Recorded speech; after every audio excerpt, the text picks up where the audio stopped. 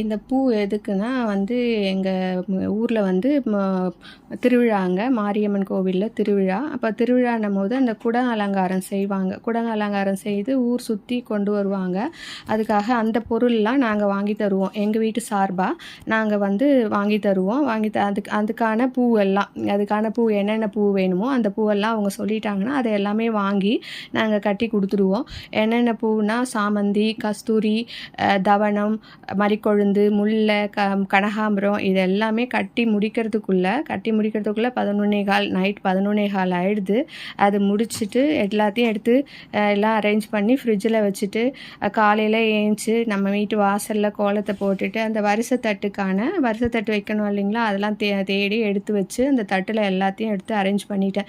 எல்லாத்தையும் எடுத்து அழகாக எல்லாம் எதுவுமே விட்டு போகாமல் எல்லாம் ஞாபகப்படுத்தி எல்லாத்தையும் அழகாக எடுத்து வச்சாச்சு.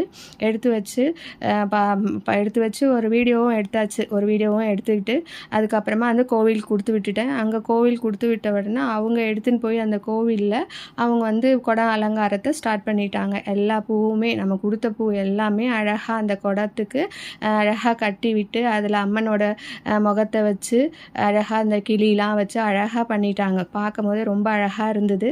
அதுக்கப்புறம் முழு குடம் ஃபினிஷ் ஆன உடனே அங்கே நம்ம வந்துட்டு தண்ணி தெளித்து கோலம் போட்டு அந்த நேரத்துக்கு என்ன கோலம் நம்மளுக்கு ஞாபகம் வந்ததோ அதை கோலம் போட்டுட்டு அதுக்கப்புறம் என்ன செய்வாங்கன்னா இந்த குடத்தை எடுத்து ஊர் சுற்றி வருங்க. இந்த முறை வந்து ஊரெல்லாம் சுற்றி வரல. ஏன்னா கோவில் வந்து இப்போ வந்து புதுப்பிச்சின்னு இருக்காங்க. அப்போ அதனால் வந்துட்டு எடுத்துகிட்டு போக முடியாதுன்றனால எடுத்துன்னு போகல. கும்பாபிஷேகம் முடிஞ்சாதான் இந்த கோவில் வந்து இந்த குடம் வந்து ஊர் சுற்றி வரும். அந்த கரகம் வந்து ஊர் சுற்றி வந்துட்டு மறுபடியும் கோவில்கிட்ட எடுத்துகிட்டு வருவாங்க. ஆனால் இந்த முறை எடுத்துன்னு வர்றதுக்கு இல்லை. ஏன்னா வந்து இதான் புதுப்பிச்சுட்டு இருக்காங்க. இது வந்து கும்பாபிஷேகம் நடந்தால் அதுக்கப்புறமா தான் ஊர் சுற்றும்.